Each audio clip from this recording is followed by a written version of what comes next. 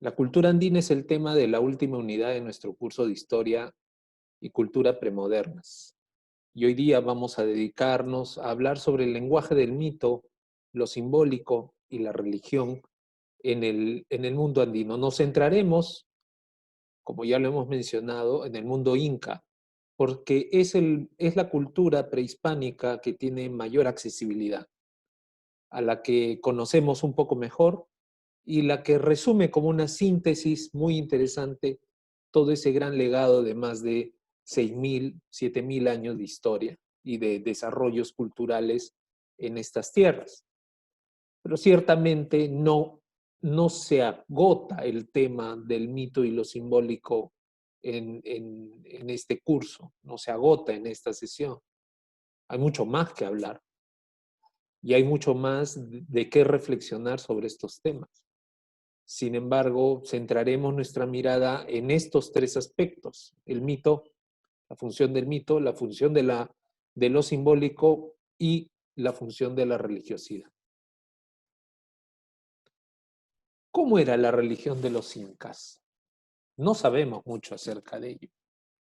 Y ciertamente nuestro conocimiento es limitado porque hay algunos inconvenientes. En primer lugar, no hay registros ni relatos escritos que vengan de aquella época.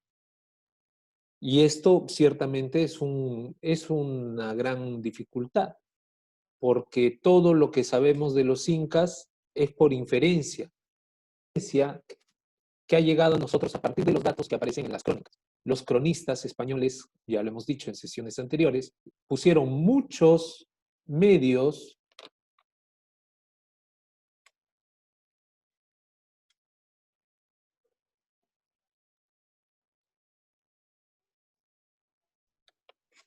hemos señalado que los cronistas españoles tuvieron gran trabajo en recopilar y describir las formas de vida en el mundo andino, especialmente en el mundo de los incas. Ciertamente en sus crónicas encontramos todas esas características religiosas que ellos, desde la incomprensión de una cultura hacia otra, recordemos que no entendían realmente lo que estaban viendo, pero lo describían según sus propias consideraciones y según su propia cosmovisión. Es por eso que nosotros observamos que los cronistas valoraron la religión incaica desde una perspectiva cristiana y entendían la religión de los incas como una expresión, por ejemplo, de culto al demonio o idolatría. Esa es una primera valoración. Ya se entendía que ese culto incaico, ese culto religioso prehispánico, tenía que ver con demonios, tenía que ver con ídolos, tenía que ver con dioses que no eran el cristiano, y por lo tanto ya se establecía una valoración negativa. Es un culto al demonio. Pero además también entendieron y plantearon que la organización del culto religioso oficial de los incas lo trataron de asimilar a sus propios valores cristianos. Por lo tanto, los sumos sacerdotes, los vilacumus se llamaron sumos sacerdotes, el personal que trabajaba en torno a estos ritos se asumen como sacerdotes y oficiantes. Entonces se empieza a utilizar una terminología que viene de la religión cristiana para poder explicar el mundo, la religión andina, que de por sí no tiene ningún tipo de relación. Y hay que partir por ello, hay que partir por afirmar que el culto andino, el que existía antes de la conquista, no tenía ningún tipo de relación con el culto cristiano. Era completamente distinto y en realidad no sabemos cómo era, porque ya les digo, difícil de comprenderlo.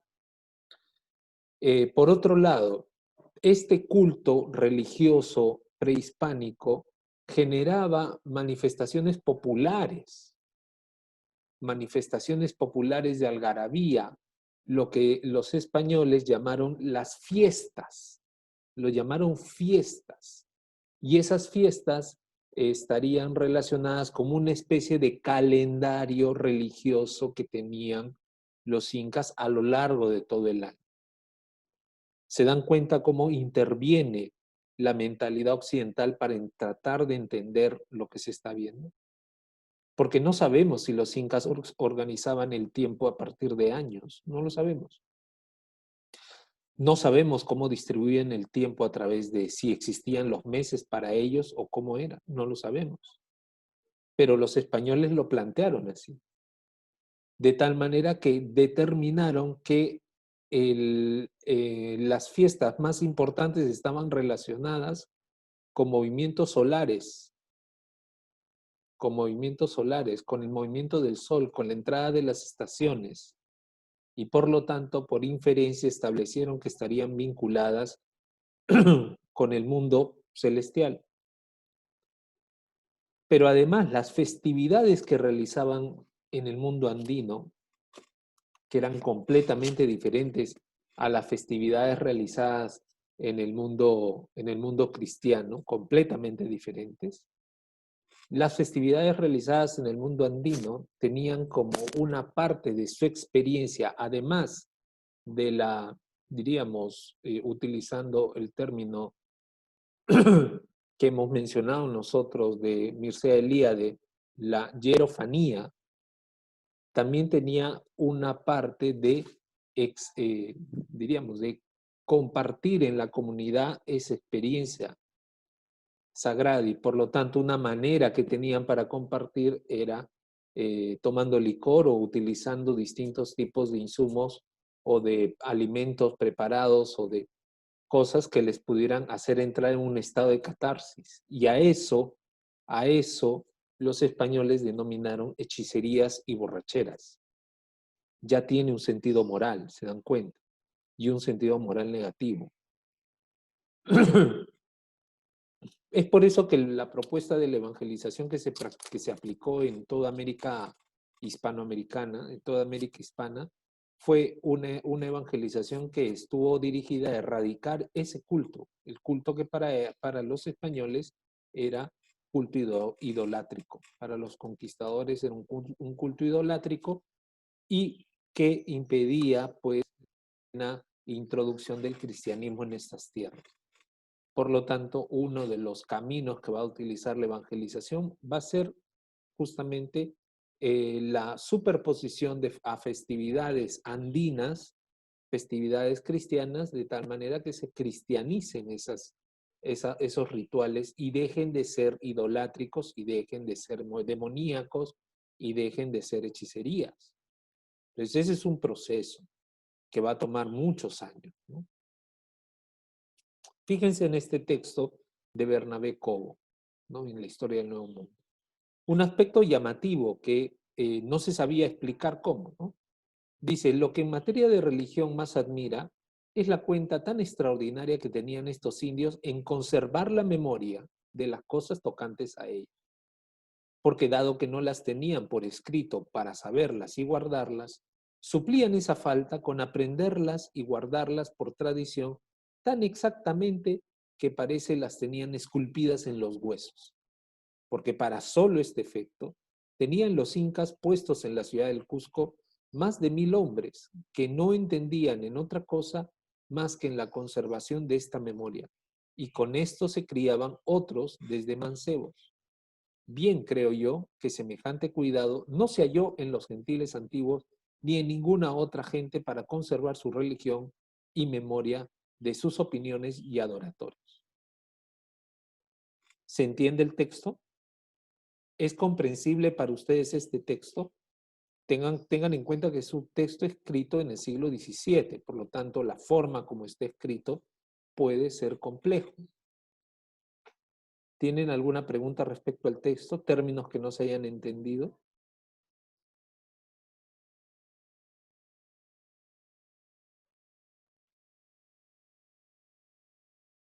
Entonces pasemos a la siguiente parte. ¿A qué se refiere el texto? ¿De qué está hablando? ¿Ideas? Levanten la mano, por favor, para compartir su punto de vista. Apliquen la opción levantar la mano para poder darles el pase a exponer. ¿A qué está haciendo referencia el texto?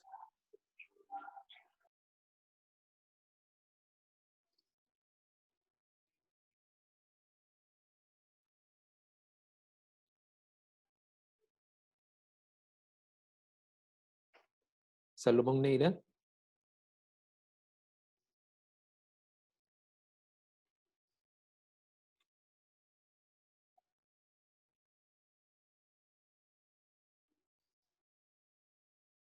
Salomón Neira.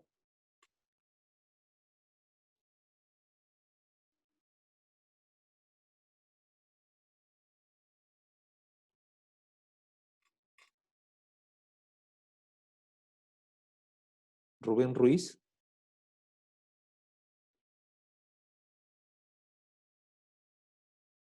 Rubén Ruiz.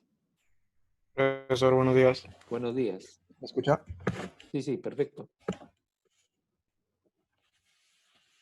En tu opinión, ¿a qué está haciendo referencia este texto?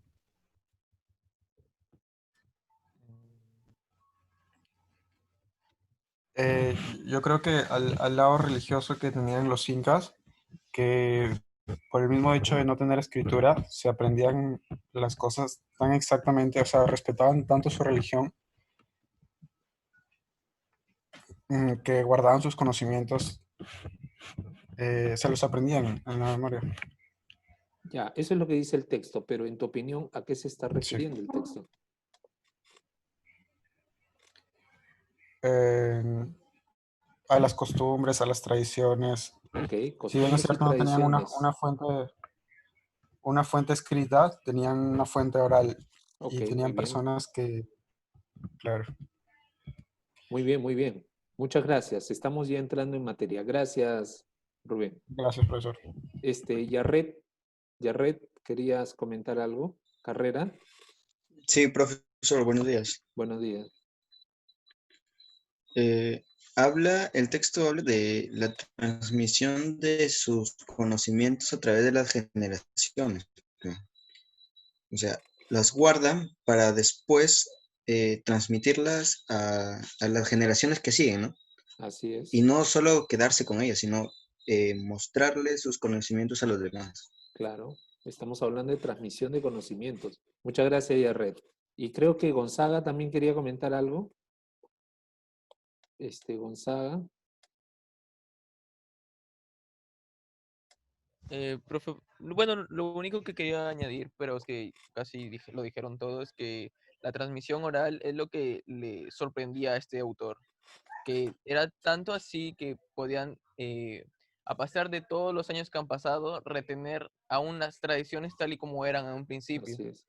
Entonces, dice, y eso lo compara bueno, eso lo compara con los gentiles antiguos, o sea que ninguno de esos, porque si nos damos cuenta, los gentiles antiguos, cada vez que pasaba cierto tiempo, solían cambiar las tradiciones, modificarse ciertas cosas. En cambio, y a pesar de que tenían la escritura, en cambio acá, mediante las cosas orales, la transmisión oral, los incas aún podían no solo tener las tradiciones que pudieron crear en su mismo imperio, sino también las transmisiones de otras culturas, porque ya sé que Mm, ok, conquistan otras culturas y tienen esas tradiciones también.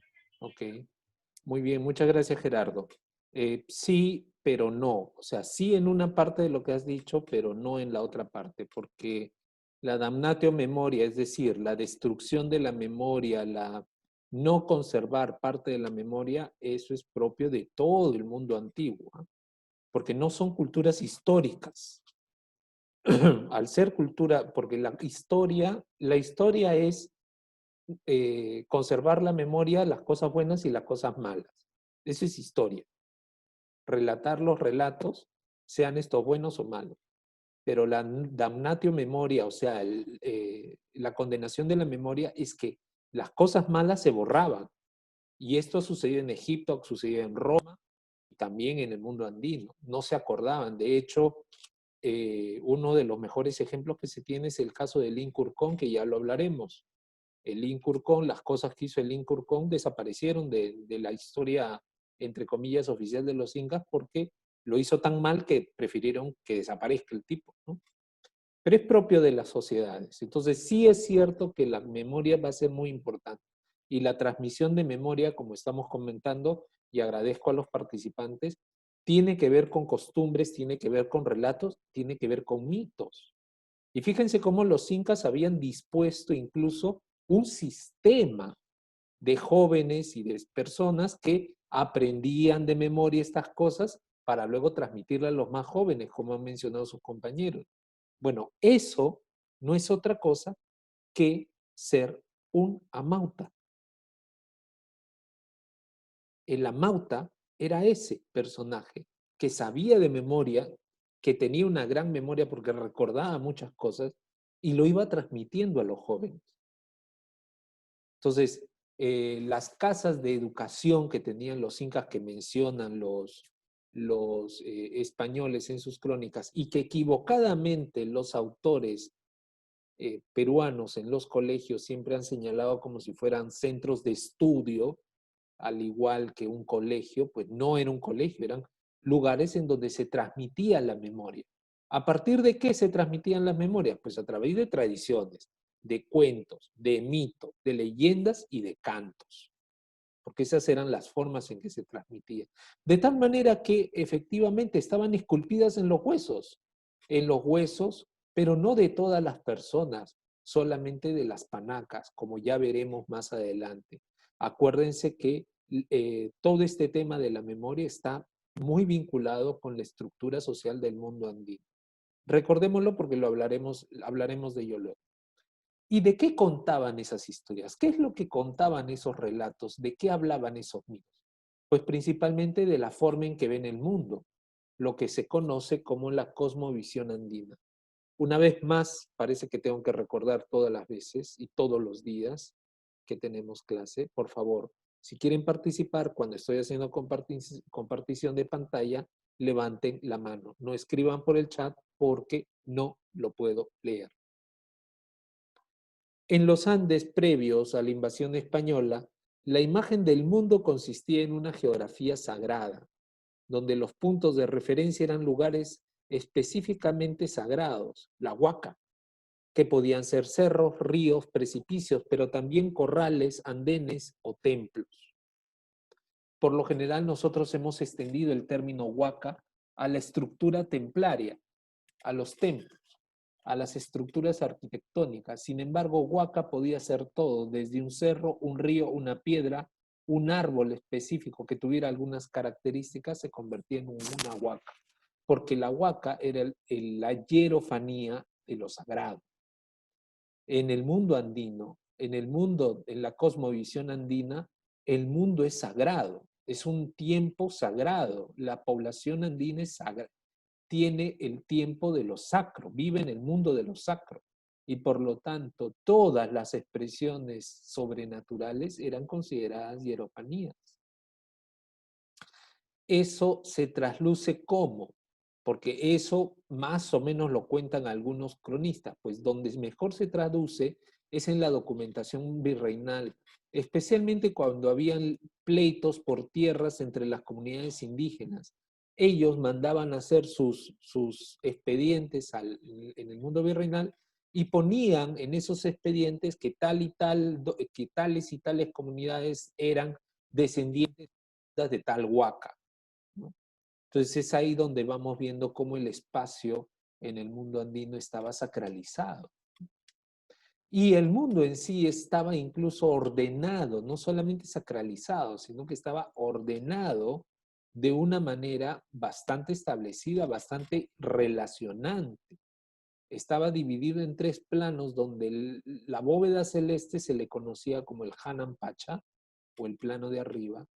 El subsuelo se conocía como el Ujupacha, o el plano de abajo, y la superficie era la Caipacha, el plano de aquí, o del hombre, ¿no? En donde estamos nosotros. Si se dan cuenta, Hanankai y Ucupacha, todas ellas están interrelacionadas en ciclos vitales. En ciclos vitales. Por lo tanto, no eran independientes, sino que eran interdependientes. El sol alumbra y fecunda la Pachamama, y el trabajo del hombre hace que la Pachamama florezca, ¿no? Y por lo tanto ofrezca con generosidad sus bienes, ¿no?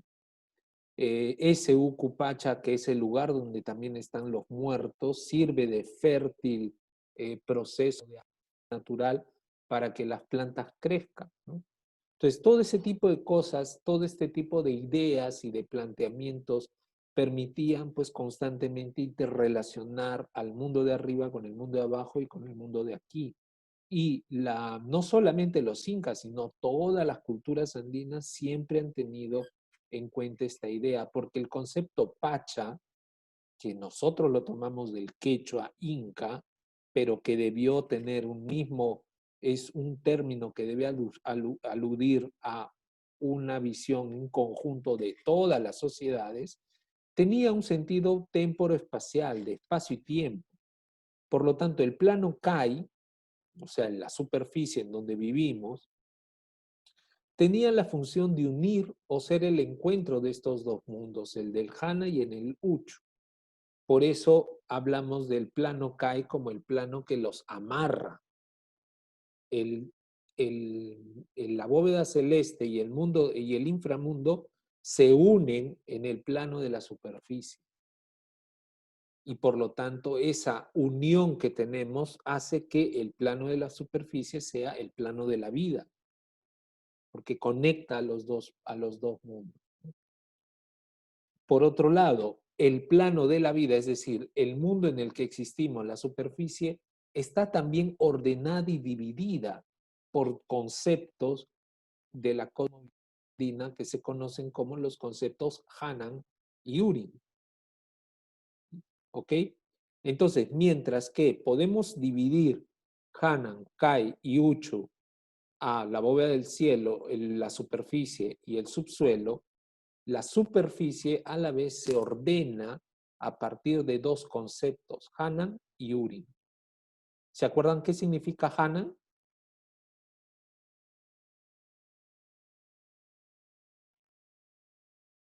¿Alguien que me diga qué significa Hanan y Urin? ¿A qué aluden esos conceptos?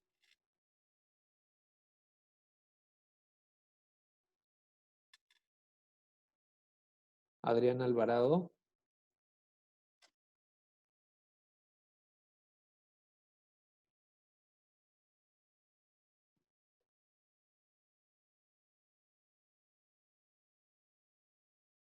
Adrián Alvarado. ¿Te acuerdas qué significa Hanan y Urin?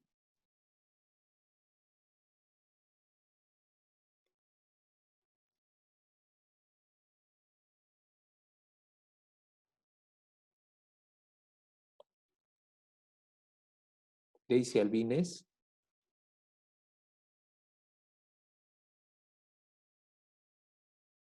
Daisy Albines.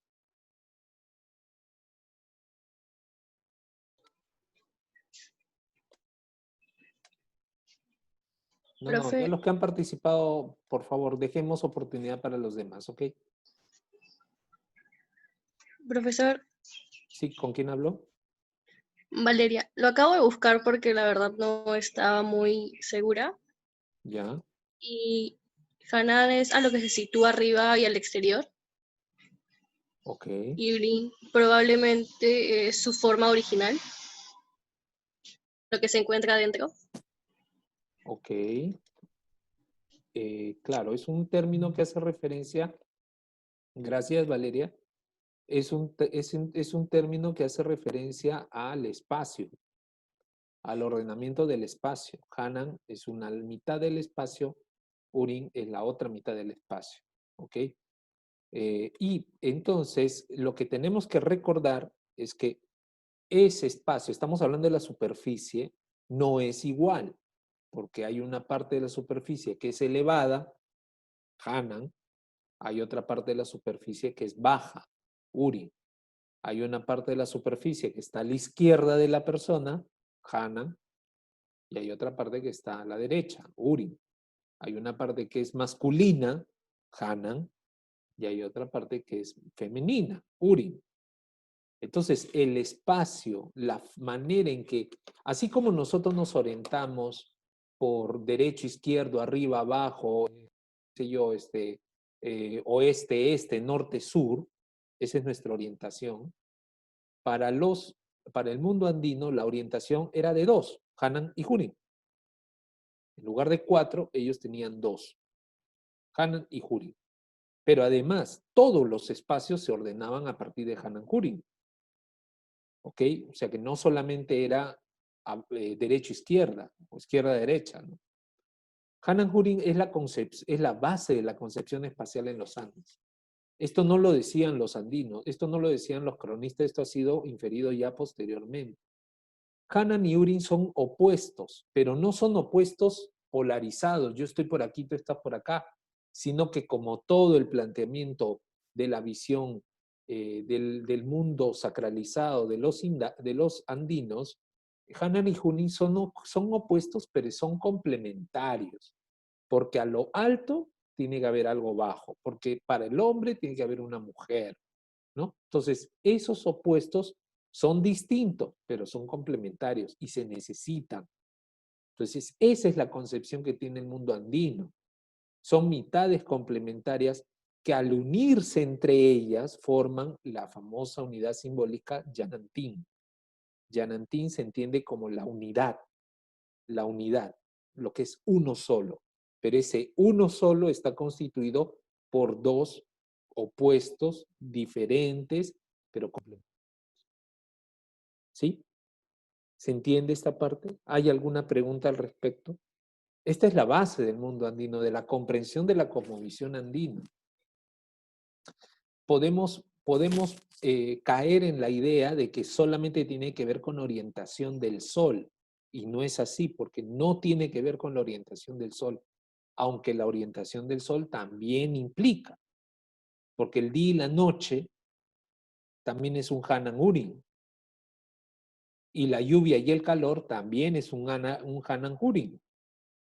¿Me entienden? Entonces, esa forma de entender el mundo les lleva a ellos a ver el mundo como algo, les llevó a ellos, perdón, a ver el mundo como algo que estaba interrelacionado y que siempre formaba una unidad, pero era una unidad compuesta, una unidad complementaria. No era uno solo, sino que era uno solo a partir de 2 mitades distintas, pero que se unen. Por eso tiene un sentido simbólico.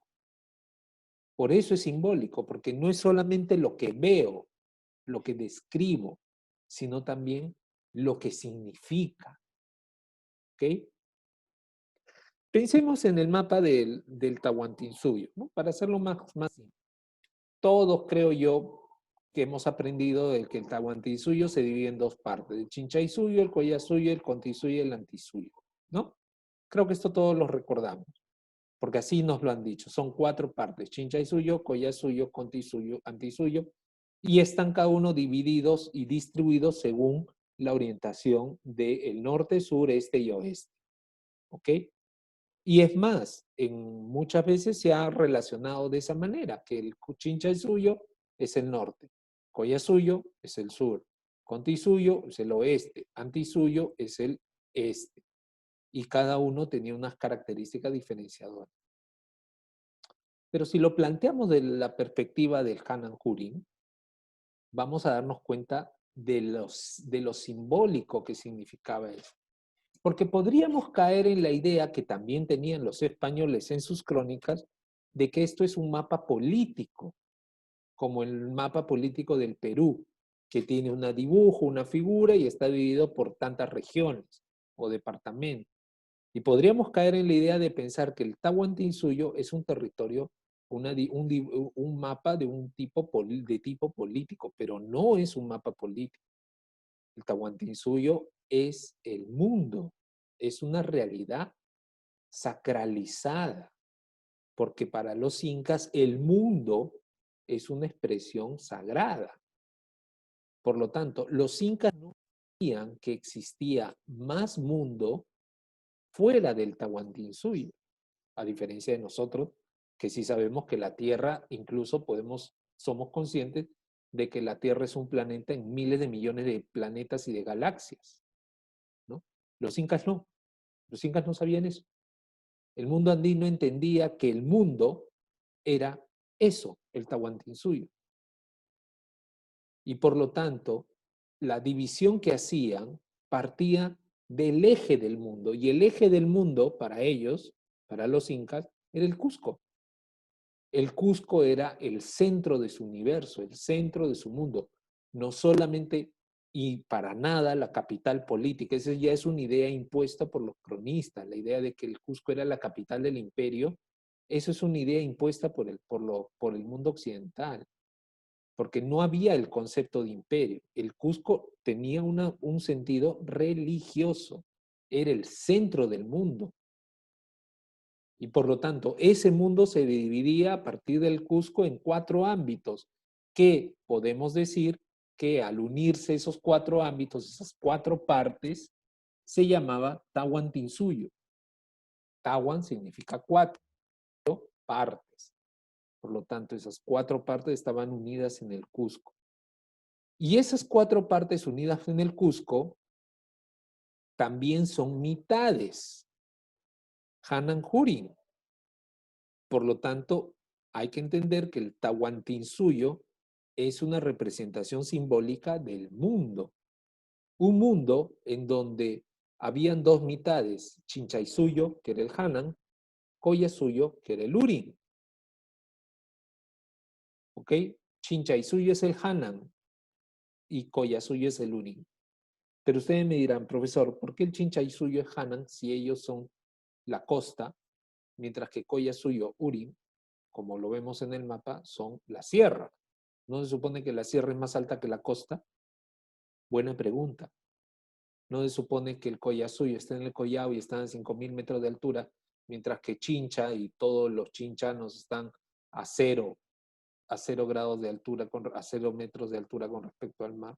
¿No debería ser al revés? Pregunta, porque la respuesta a esa pregunta no se da desde nuestra lógica, sino desde la lógica de el mundo andino. ¿Qué significaba para el mundo andino el Chinchaysuyo?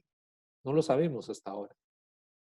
Lo único que sabemos es que para los andinos, para los incas, el Chinchaysuyo era un principio dinámico, mientras que el Collasuyo no era dinámico, sino pasivo.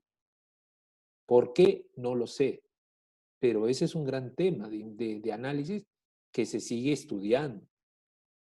Es más, podríamos decir que si esas 4 partes del Chinchaysuyo lo organizamos a partir del concepto Hananjurin, nos daremos cuenta que siempre están complementándose.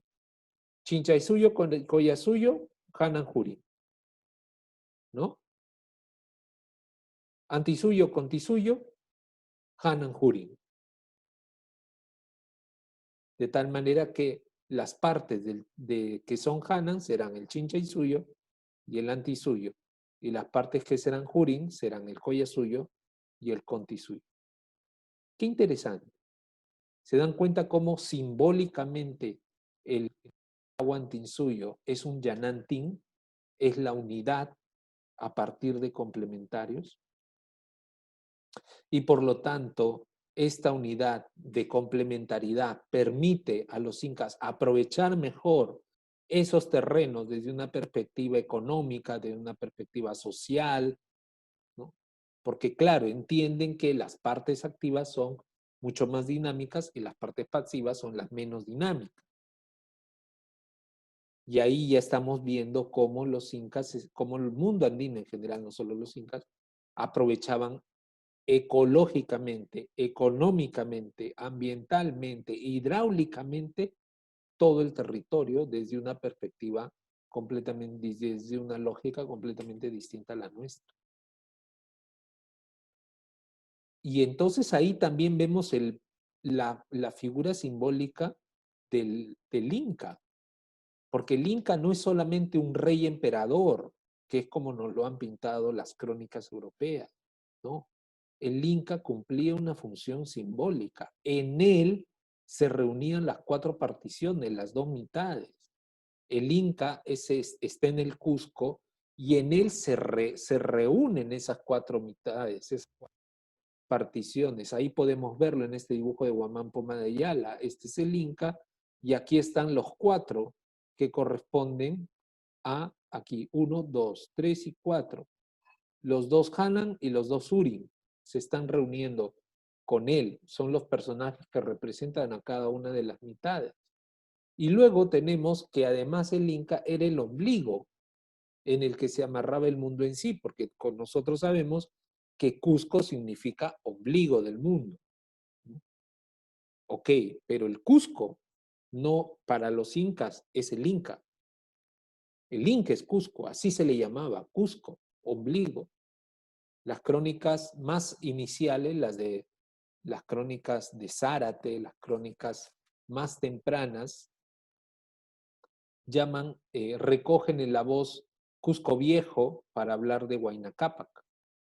Cusco Viejo, el Inca Huayna Cápac era denominado como Cusco Viejo, por lo tanto el concepto de Cusco entendido simbólicamente como ombligo también estaba referenciado para los incas.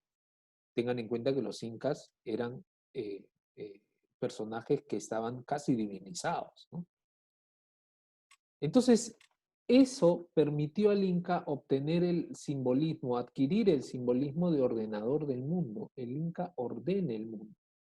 Su mandato hace que el mundo sea vivificado, organizado, que el mundo sea ordenado. El mundo, cuando hablo del mundo, estoy hablando del Tahuantinsuyo. ¿Ok? Lo que dice el Inca es el orden, no solamente es una palabra de un emperador político, sino principalmente de una figura mítica simbólica. Por lo tanto, su palabra vivifica. ¿Cómo sabemos esto? Porque pueden decir, profesor, se lo está inventando. No me lo estoy inventando. No me estoy inventando el concepto de ordenador del mundo. ¿Cómo se llamó Pachacútec? ¿Cuál es el significado del término Pachacútec?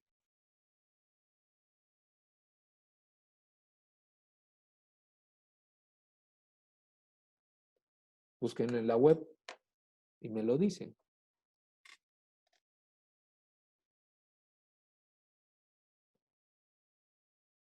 Porque a partir de ese significado nos damos cuenta de la importancia simbólica, mítica, religiosa que tienen los incas, ¿no? ¿Sí? ¿Ya dieron con la palabra Pachacútec? Profesor, ¿significa digno de la tierra? Digno de la tierra. Así. El que cambia el rumbo de la tierra sería. El que cambia el mundo del rumbo de la tierra, el que transforma la tierra. Pachacútec es el que transforma la tierra, el que trastoca la tierra, un Pachacútec. Y entonces ese concepto de ser el que transforma la tierra es un concepto ordenador. Transforma el mundo. El mundo era así y con Pachacútec, ¡pum!, y se transforma en otra cosa. Ordena el mundo. ¿Se dan cuenta? Entonces, fíjense el impacto simbólico que tenía la figura del Inca. Una de las más bonitas elegías que yo he leído en mi vida es la famosa elegía a la muerte del Inca Atahualpa. Búsquenla por internet. Porque cuando muere Atahualpa, escriben cánticos en su nombre y uno de los cánticos decía: ¿qué es ese arco iris, ese negro arco iris que se alza en el cielo? Entonces, el negro arco iris, ¿a qué hace referencia? No a un hecho real, evidentemente no existe el arco iris negro. Lo que están haciendo referencia es a un trastocamiento del mundo. Se ha muerto el Inca, se ha muerto el ombligo, se ha muerto quien ordena el mundo. Por lo tanto, todo esto está de patas arriba, todo esto está al revés. Todo esto ha cambiado. Entonces, ese es el impacto que tuvo la conquista en la sociedad andina. No fue solamente una conquista militar, política, económica. sino que fue la destrucción de una forma de pensar el mundo, de una mentalidad, y eso es más profundo.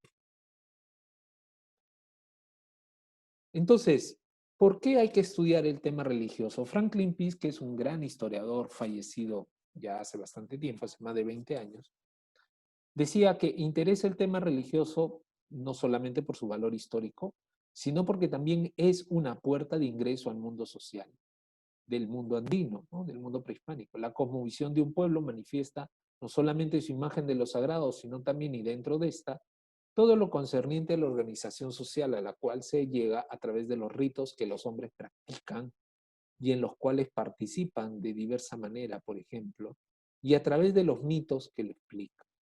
Ritos y mitos son el modo en que se puede acceder al mundo social del prehispánico y tiene que ver con la religión. Ritos y mitos siempre van a estar conectados en el mundo religioso porque tienen que ver con lo que se cree y cómo se practica eso que se cree. Y por lo tanto son la puerta de acceso a comprender una cultura. De ahí que en muchos casos, muchos antropólogos investiguen temas relacionados con la forma de pensar y ver el mundo a partir de los ritos y los discursos y los mitos que se tienen, por ejemplo, en relación con los chamanes, ¿no? Porque esos ritos chamánicos ayudan a entender la forma de pensar y de ver el mundo andino. Ritos y mitos. La cosmovisión andina se expresó a través de los relatos míticos sobre la creación del hombre y de las plantas, ¿no?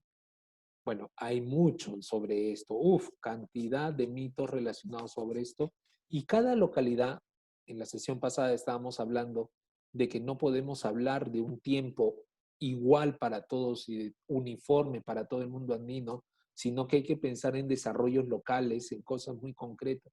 Pues cada localidad tiene una forma de relatar las cosas de manera distinta. Los que viven en la costa tendrán más conexión con el mar y el mar será un elemento clave. Los que viven en la sierra tendrán más bien mayor relación con las montañas, con las tormentas, porque tiene que ver con su forma de entender el mundo. Y los que están en la selva lo verán más bien en los enormes ríos que recorren y que inundan todo el mundo, ¿no? Entonces, los mitos siempre estarán ligados a esa experiencia de vida y la forma en que explican la creación del hombre y de las plantas y del mundo entero siempre estará vinculado a esa experiencia vital que tiene. Eso no significa que se invalidan unos a otros, no. El mundo andino es completamente distinto, por lo tanto no hay una sola verdad. Todas son verdades, todas son ciertas, porque corresponden a cada uno de los lugares en donde se ha recogido ese mito. Entonces no podemos esperar que sean idénticos, porque no había esa idea uniforme de una sola religión, una sola cultura para todos. Eso es como nos lo han querido vender, utilizando ese término, equivocado, por cierto. Es decir, para hacerlo más didáctico, siempre se ha hablado de la religión inca, la religión del sol, ok, pero en realidad la religión del sol era una religión más que se superponía a las religiones locales. Lo acabamos de ver. ¿Cómo se llama? Lo acabamos de ver en el video. ¿Cómo se llama el dios creador para los mochicas? ¿Se acuerdan del video? ¿Recuerdan el nombre que dijeron del dios creador mochica?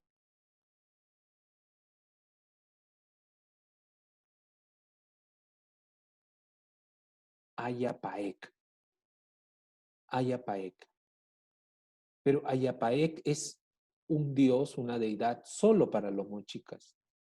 Porque si vamos un poquito más al norte de Ayaque, a los terrenos en donde se desarrolla diríamos, la cultura Sicán, que es 500 años después del Homo Chica, vamos a ver que el nombre que tiene su dios, sus dioses, no es Ayapaec, sino Nainlap. Nainlap, que es distinto.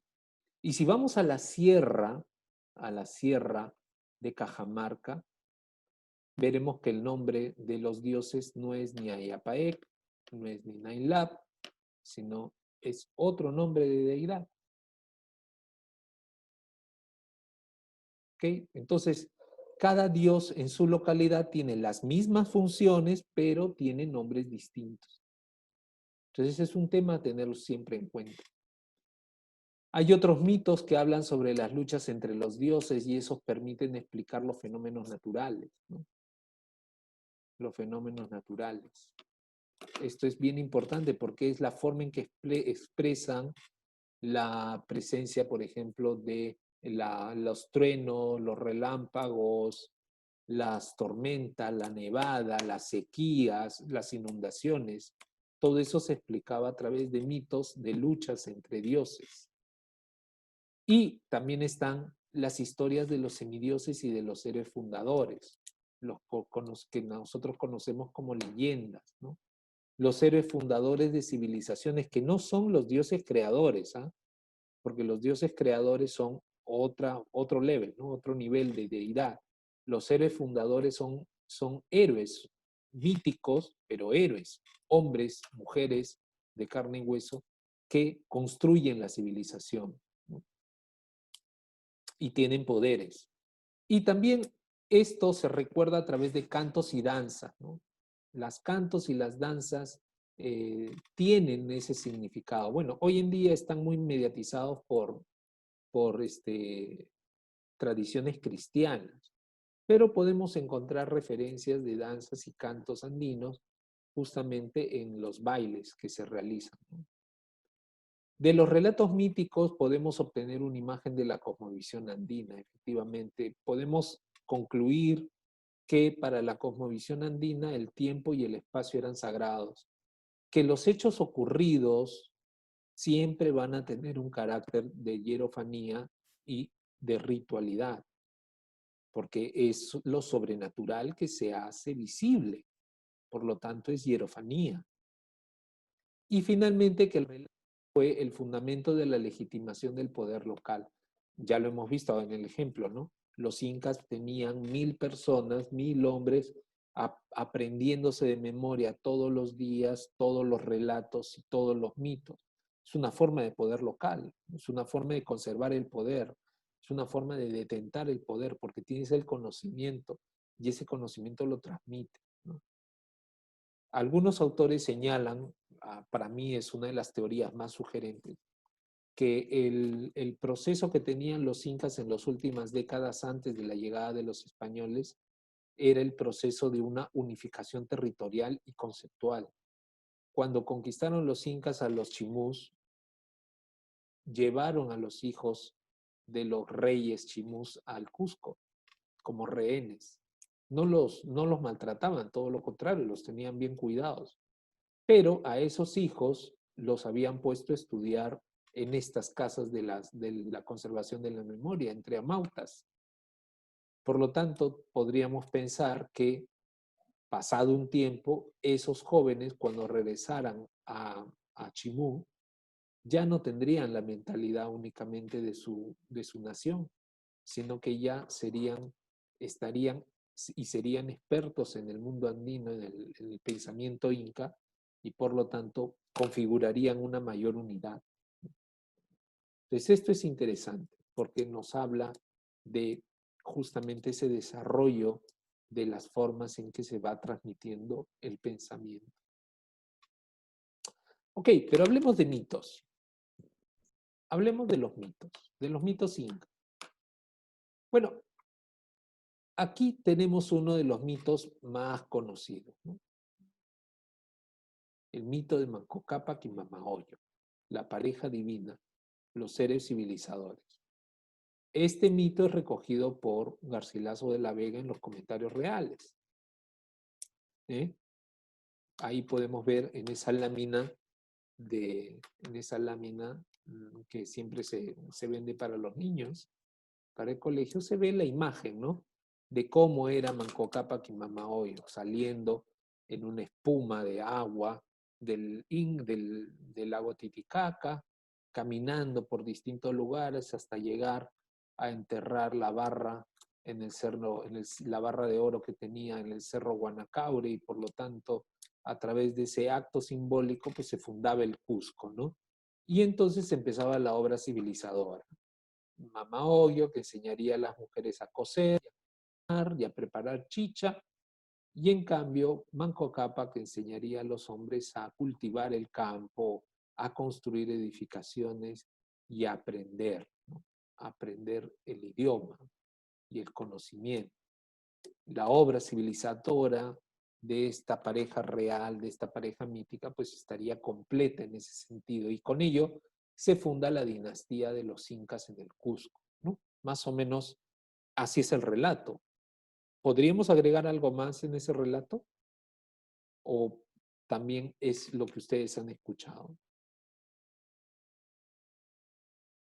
¿Alguien agregaría algún aspecto más a este relato que he hecho yo en síntesis?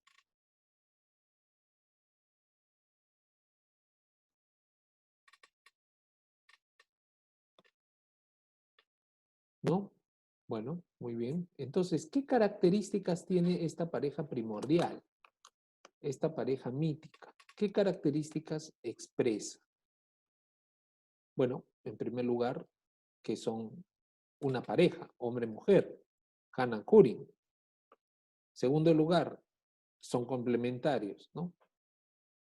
Hanan-Kurin son complementarios. Otra característica interesante es que tanto él como ella son personajes divinizados que tienen una serie de poderes, ¿no? Y principalmente tienen el conocimiento que lo transmiten a los demás, ¿no? Debemos asumir que cuando ellos llegan al Cusco para fundarlo, las gentes que vivían en el Cusco pues realmente eran prehistóricas, ¿no? Porque ellos les enseñan todo. Según el relato, ellos les enseñan todo, ¿no? Ciertamente es un poco difícil pensar eso teniendo en cuenta que el mundo andino antes de llegar los incas tenía 5.000 años de historia. Pero es interesante ver cómo este relato intenta explicar con una visión mítica la realidad de un lugar que es el Cusco. Hay que explicar cómo aparece el Cusco. Y bueno, la forma en que se tiene para explicar es el relato mítico. ¿Ok? Otro ejemplo. Otro ejemplo. Este a mí me gusta más particularmente. Es el ejemplo de los hermanos Aya. El mito de los hermanos Aya. ¿Ok? Mientras que el mito de Manco Cápac y Mama Oyo habla de una pareja fundamental, civilizadora, una pareja. En el mito de los hermanos Ayar no es una pareja, sino es un grupo de personas, todos ellos emparentados, porque todos son hermanas y hermanos que están casados entre sí, ¿no? Todos son un grupo.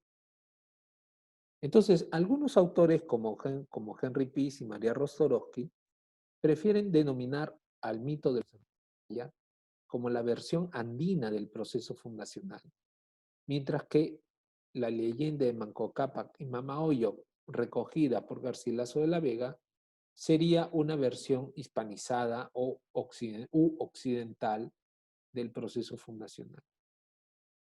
¿Por qué? Porque el concepto de héroe fundador o de héroe fundacional que utiliza Garcilaso para Manco Cápac es un concepto que estaría más en el orden de un Hércules o de un Rómulo y Remo, ¿no? Más bien dentro de esa figura de grandes seres civilizadores, antes que de la realidad del mundo andino. En cambio, los hermanos Ayar llegan a un Cusco que ya estaba poblado y lo que tienen que hacer es sobreponerse a ellos. Qué distinto es, ¿no? Cuando se entiende que cuando llegan ya el territorio está ocupado, por lo tanto hay que cogerlo, hay que capturarlo para nosotros, hay que enfrentarnos a los demás. En ese sentido es que llaman a esto la versión andina del mito fundacional. Y fíjense, además, a diferencia de Manco Cápac y Mama Oyo, que no tienen diríamos, fuerzas sobrenaturales, ¿no? Sí tienen poderes, pero no tienen fuerza sobrenatural. Los hermanos Ayar sí que tienen esos poderes sobrenaturales, ¿no? Ayarkachi con su onda derribaba cerros o hacía surgir quebradas, ¿no? Y Kachi es el nombre de la sal. Ayarukshu es el nombre del ají, el ukchu. Pero además también el ukchu significa la profundidad, ¿no? Hemos hablado de Ukupak, Uchupak, el Ukupacha, ¿no? Luego está Auca, que significa enemigo. Y Auca, el Ayarauca, tenía la facultad de volar. Y por último está Mango, Ayarmango, que hace alusión a un antiguo cereal tipo la quinoa, ya no un antiguo cereal, pero no a la fruta del mango, sino un antiguo cereal que estaba conectado con la quinoa silvestre. Y este es el que busca el Cusco, lo funda, acompañado de 10 ayllus. Por lo tanto, ya no es simplemente un héroe fundacional, sino que es un relato de un pueblo que se muda a otro lugar. Entonces, en el relato de los hermanos Ayar, cada uno de ellos pasa una peripecia, porque son más ambiciosos o porque son más fuertes o porque se dejan llevar por las pasiones, pero no por el cerebro. El único que sobrevive es Mango, Ayar Mango. ¿Pero por qué? Porque es capaz de pensar y aprovechar las características de la situación para sacar ventaja. De tal manera que el de la fuerza sobrenatural que podía derribar cerros con su onda y que probablemente sería el más capacitado para poder tomar y destruir una ciudad, se queda atrapado dentro de la cueva. Sus hermanos lo hacen que se quede atrapado dentro de la cueva. El que es como el nombre del ají, por lo tanto, tiene habilidades con las comidas, porque es capaz de producir productos, se transforma en una huaca y se queda convertido en una piedra al pie del cerro. ¿Eh? Y se vuelve la huaca Guanacauri. Y luego está el Auca, el Ayarauca, que tras volar, ¿no? Se transformó en una piedra, en una huanca o piedra mojón que delimita las propiedades. También se quedó hiperterno. En cambio, Mango es el único que conquista. Como pueden ver, la historia es mucho más real y más cercana a los relatos que pudo haber sucedido en su época. Y no está idealizada, como sí está idealizada el caso de Manco Cápac y Mama Oyo. Porque Mango no solamente tiene como mujer a Mama Oyo, sino luego tiene como mujer a Mama Huaco, tiene como mujer a Mama Rawa, que es la mujer de Uchu, y tiene como mujer a Mama Cora, que es la mujer de Cachi. Por lo tanto, tiene posibilidad de procrear una gran familia en 4 mujeres. Por lo tanto, esto es interesante por lo que luego vamos a hablar en la siguiente semana. Pero es importante tenerlo en cuenta porque la familia extensa de muchos miembros, de muchos hijos, es más importante. ¿Qué? Porque tiene que ver con fuerza, energía, trabajo que pueden invertir en sus proyectos. ¿Ok? En ese sentido es interesante la explicación que se hace sobre el mito de los hermanos Ayar, que como acabo de mencionar es mucho más cercano a la realidad del mundo andino que el mito de Manco Cápac y Mama Oyo, que está más centrado tal vez en una visión más idealizada del imperio, del Cusco. ¿Ok? Bueno, Entonces tenemos los mitos, hemos hablado de las características de la cosmovisión, hemos hablado de las características de los mitos, y por último tenemos que hablar de los dioses. De los dioses. Es un tema complejo. Es un tema complejo y vamos a dar algunas pinceladas sobre este tema porque, bueno, se puede uno ahondar un montón en este aspecto, pero vamos a quedarnos en las pinceladas generales, ¿ok? Más que nada para no crearnos muchos problemas, o mejor dicho, para no confundirnos, porque ciertamente nuestra forma de pensar en los dioses andinos está muy mediatizado por el Inca Garcilaso, quien intentó establecer un panteón de dioses a la manera de los griegos, un panteón de dioses andinos a la manera de los griegos, que podríamos decir no, no ejemplifica o no refleja con verdadera realidad y verazmente el mundo andino. ¿Por qué? Bueno, vuelvo a insistir. En el mundo andino no hay unidad religiosa. No es como los griegos, porque para los griegos había un solo panteón de dioses, encabezado por Zeus, ¿no? No es como los egipcios, que para los egipcios había un solo panteón de dioses encabezado por Osiris e Isis, la pareja primordial. Entonces, sí, Yarret, te escucho.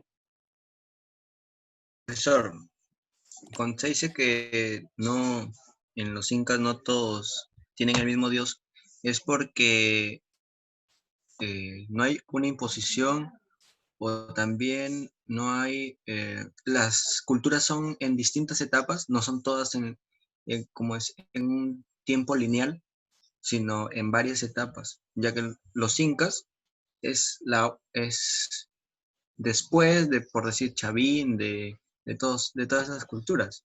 Claro, entiendo tu pregunta. Y en parte tienes razón porque cada cultura tuvo sus propios dioses, ¿no? En el tiempo, si nos damos cuenta en el tiempo, pues antes estuvo Chavín, luego Paraca, luego Mochica, luego Nazca, luego Tiahuanaco, luego Huari, luego Chimú y los incas, ¿no? Cada una de ellas en su tiempo tuvo sus propios dioses. Pero no me refiero solamente a eso. En el mismo tiempo, lo acabo de mencionar, cada lugar tiene sus propios dioses. Los que están en la costa tendrán unos dioses más relacionados con el mar. Los que están en la sierra tendrán unos dioses más relacionados con las montañas. Los que están en la selva tendrán unos dioses más relacionados con el río. A eso me refiero, a que los dioses, no existe un panteón de dioses, como sí había en Grecia. No, aquí lo que hay es multitud de dioses que según sea el lugar tendrían mayor preponderancia o menor preponderancia. ¿Qué hicieron los incas? Los incas aceptaron todos los dioses de los lugares, no los destruyeron, aceptaron a todos. Lo único que hicieron fue plantear que dentro de cada uno de esos territorios también se rindiera culto al sol. Entonces, además de lo que ellos, cada lugar tendría como deidad, además incluirían al sol. Entonces es una superposición, pero no eliminación. ¿Cuándo se va a dar la eliminación de los dioses, de los otros dioses?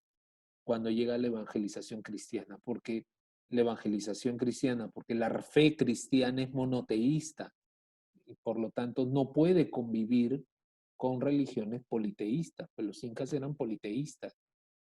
Entonces, el monoteísmo, por su propia característica de creer en un solo Dios, creador del mundo, no puede convivir con religiones en donde se acepte la posibilidad de que pueden haber varios. Es por eso que los extirpan a todos. Es por eso que cuando llega la religión cristiana con los conquistadores a América hispana, en concreto al mundo andino, empiezan a erradicar a todos esos dioses, porque no son verdaderos, pero además también porque son demoníacos, ¿no? Dado su ritual.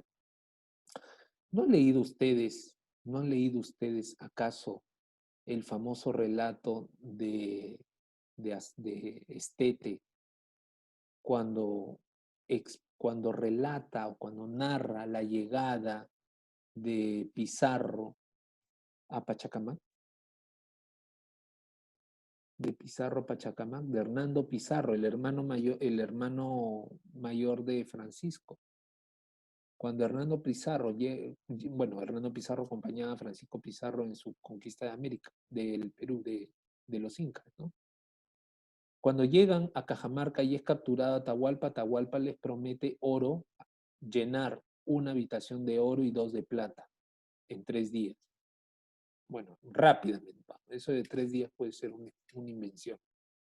Y entonces Hernando Pizarro dice, ok, yo voy a ir a ver dónde traen el oro para estar seguro de que lo traen, no se lo quedan por el camino.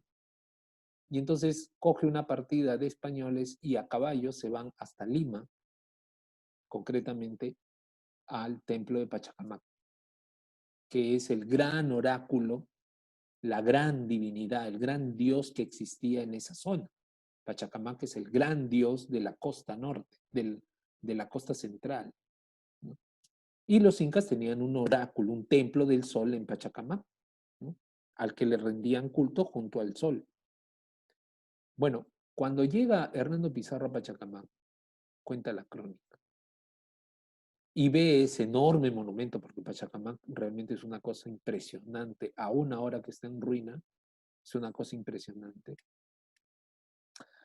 Se da cuenta que para poder a cada una de las, porque es un adoratorio que está cercado por cuatro grandes cercas, y se da cuenta que para poder entrar a cada una de esas cercas tenía que pasar un tiempo de ayuno y de oración y no sé qué más cosas, ¿no? Bueno, él, que era pues cristiano, no está de acuerdo y con el caballo empuja a las puertas, derrumba todo y empieza a entrar dentro del templo. Va pasando los cercos y cada vez que le sale alguien a su encuentro para detenerlo, saca la espada y con la espada va matando indios, ¿no? Mientras va entrando, hasta que llega a la parte superior del templo. En la parte superior del templo, ¿qué es lo que esperaba encontrar a Hernando Pizarro? Esperaba encontrar la habitación del oro, porque se supone que es la parte más resguardada y es donde está el Dios, y por lo tanto tenía que estar el oro ahí. Hernando Pizarro hace encabritar a su caballo, que levanta las patas y con las patas golpea la puerta del adoratorio principal. Y luego de golpearlas, hace un intento de entrar, pero se retira porque el olor lo tumbaba. El olor, el hedor, más que el olor, el hedor que exhalaba ese adoratorio era para él impresionante, ¿no? Y entonces luego de poder, cuando ya se estabiliza todo, entra al adoratorio con una antorcha de fuego, dispuesto a quemar todo, porque lo que se da cuenta es que en ese adoratorio lo único que había era un ídolo de madera, Pachacamac, y mucha sangre seca y animales muertos a su alrededor, las ofrendas que le daban a Pachacamac. ¿Se dan cuenta? Entonces, claro, para un cristiano eso era la imagen viva de la idolatría y de los cultos demoníacos, pues. Entonces, claro, ante esa evidencia, lo que hacen es destruir esas religiones. Sin embargo, hay otros cronistas que han logrado recuperar imágenes, que nos han logrado transmitir imágenes de esas mismas religiones, aquí de esos mismos rituales. Aquí tenemos uno, el famoso Capacocha, ¿no? es un ritual andino, un ritual de la época de los incas, la capacocha, que era el momento en que se ofrecía a los dioses a los niños. Y cuando hablo de ofrender a los dioses, al dios sol o a las huacas, a los niños, estamos hablando de sacrificios humanos. No estamos hablando de, ay, bendícelo. No era una bendición, era un sacrificio. No sé si han escuchado ustedes de la momia Juanita. La momia Juanita era una niña de 13 años que la dejaron congelarse en un cerro, en un nevado. Era una capacocha, era una ofrenda a los dioses. Entonces esa niña le habían hecho ingerir San Pedro, le habían hecho ingerir algunos serie de alucinógenos para que no se dé cuenta, para que no sufra, ¿ok? Y estaba media tontada al momento de dejarla y murió por congelamiento. Entonces este tipo de ofrendas nos muestran el grado de religiosidad que tenían ellos. Aquí en la imagen ustedes pueden ver al Inca que está haciendo la ofrenda del niño a Pachachayachic, que es el dios creador, la deidad del sol y la huaca, y a una mujer que entendemos que debe ser la colla, que está sirviendo en vasos, está sirviendo la chicha ceremonial, con la cual el Inca brindará con el sol, creando así todo el ritual, ¿no? Fíjense cómo la bebida está siempre presente. Y la bebida no solamente se tomaba, sino que también se derramaba, ¿no? Interesantísimo.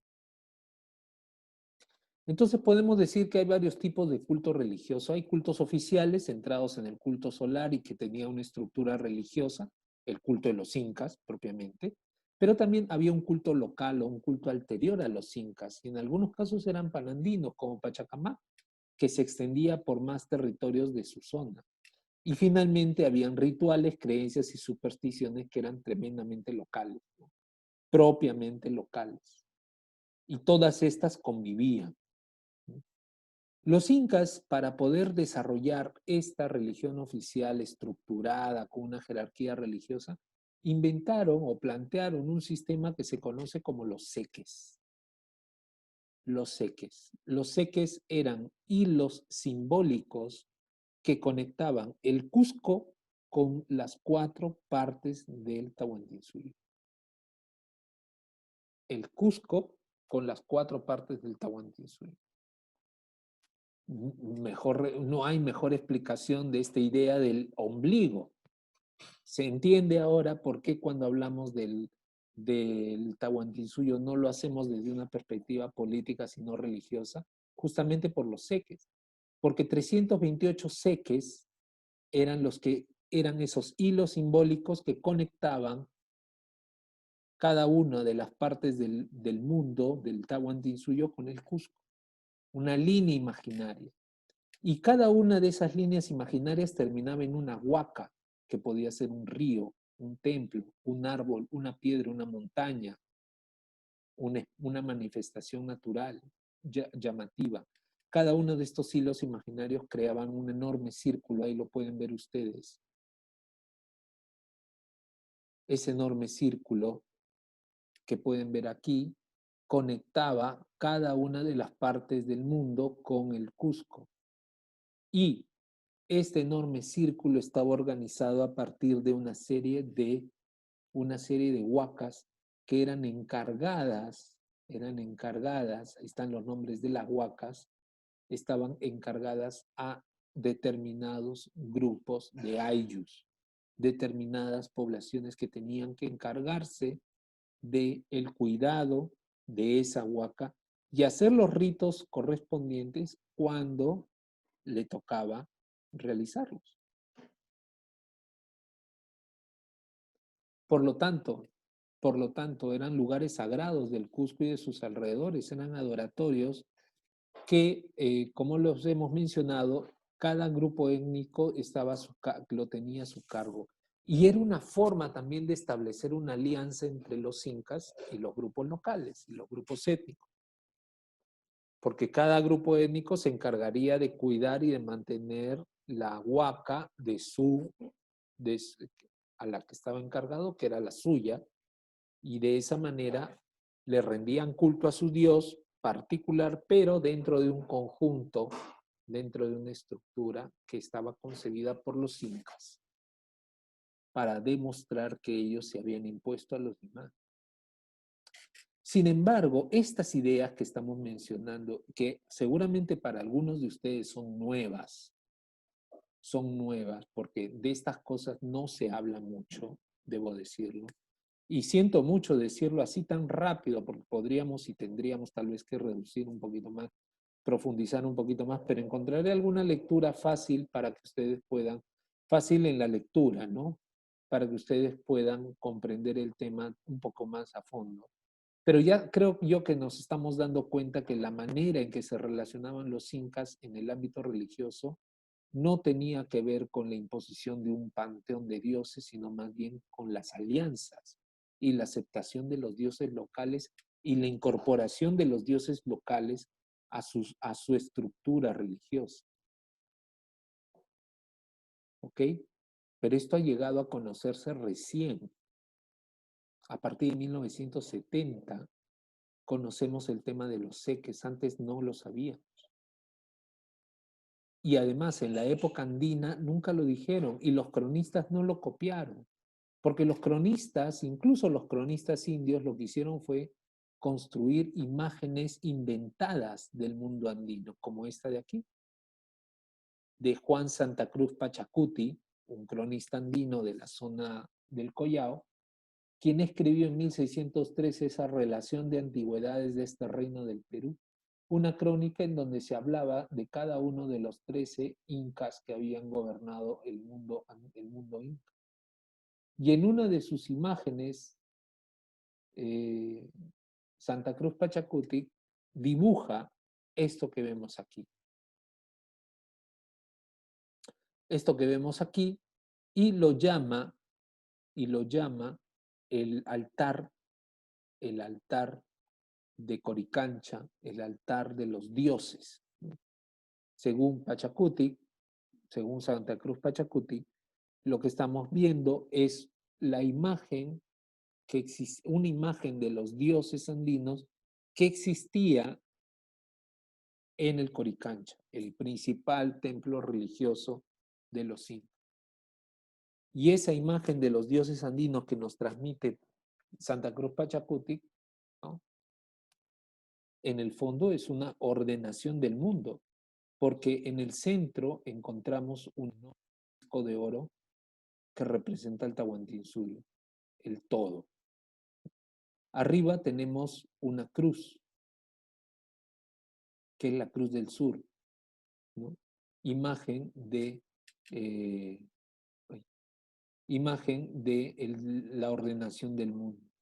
Tenemos el sol y la luna, y tenemos aquí el Hanan Pacha.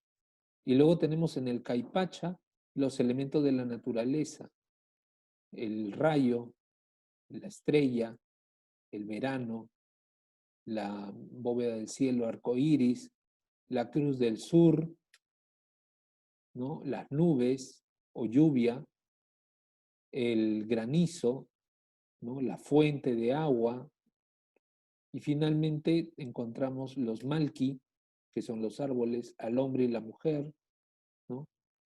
Tenemos acá los ojos de toda la clase de cosas. La Pachamama.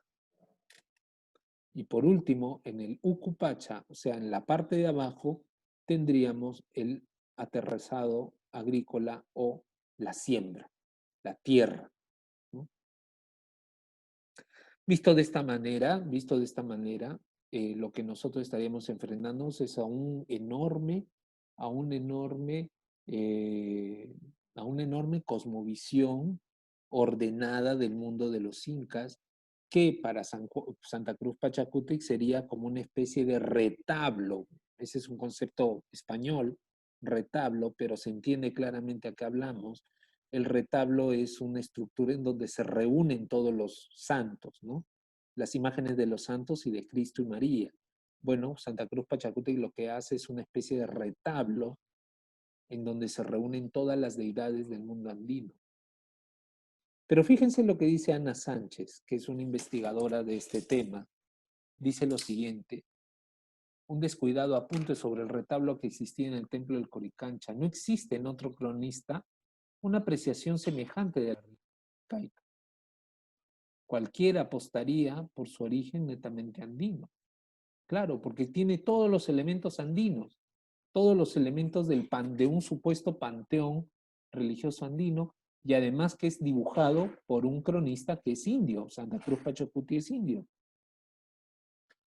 Pero va más allá este investigador y dice: sin embargo, al examinar con detenimiento este curioso dibujo, se distingue que en lo esencial su inspiración es cristiana.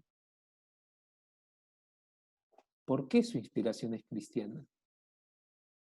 Porque está realizándose a partir de un concepto de un Dios ordenador del universo, un único Dios ordenador del universo, Huiracocha Pachayachachi. Y ese concepto de un Huiracocha Pachayachachi, que significa Dios ordenador del universo, ya es un concepto monoteísta cristiano. No es politeísta.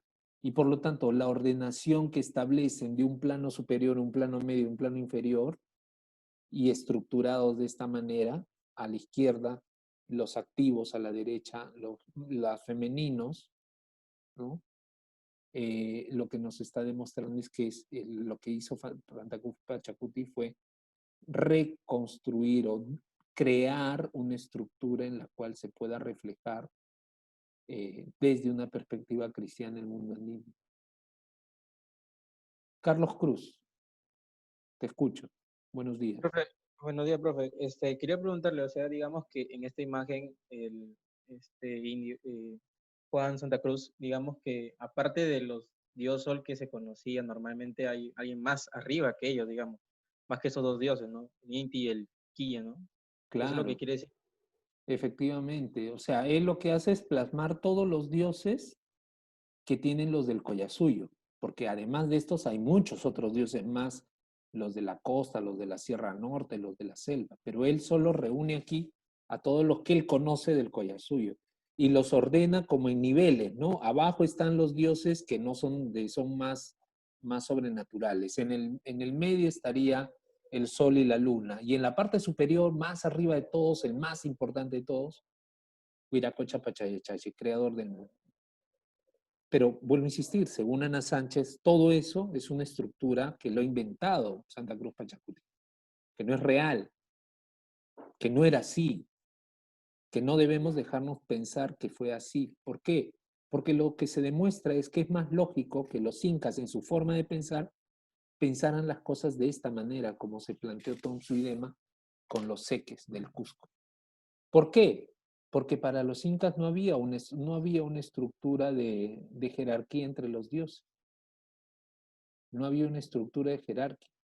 Todos eran iguales y cada uno de ellos era más cercanos a unos grupos étnicos o más lejanos de los grupos étnicos. Entonces, eso es interesante tenerlo en cuenta. Y es algo para reflexionar. Vuelvo a insistir, es un tema que está todavía en estudio. Incluso podríamos decir que tendríamos que profundizar un poquito más, hacer un tema propiamente de religión andina con invitados especiales para poder dilucidar mejor esta problemática, pero es una sí lo que estamos planteando aquí de un tema que es muchísimo más grande. Pero ¿cuál es la idea de todo esto? La idea de todo esto es comprender, y creo que esto es el mensaje que se quiere dejar, comprender que cuando hablamos de mundo andino, muchas de nuestras ideas preconcebidas del mundo andino en el ámbito religioso han estado influidas por el pensamiento cristiano que aparece en las crónicas. Estudiar la religión andina desde las fuentes de la religión andina es un proceso que se está dando recién en los últimos 40 años. Y por lo tanto es un tema que está en investigación. Y aunque sigamos pensando de que diríamos, Más complicado entender el mundo andino así, con sus seques y sus líneas imaginarias que convergen en el Cusco, que entender el mundo andino así, porque esto es más lógico, esto tiene más sentido para nosotros. Aunque aceptemos que esto puede ser más lógico, lo cierto es que es una invención. Esto es una invención. Y eso sí que no debemos dejar de lado. Porque la religiosidad andina es un ámbito del conocimiento del mundo prehispánico que todavía no se ha abordado y, mejor dicho, que todavía no se ha profundizado en su totalidad.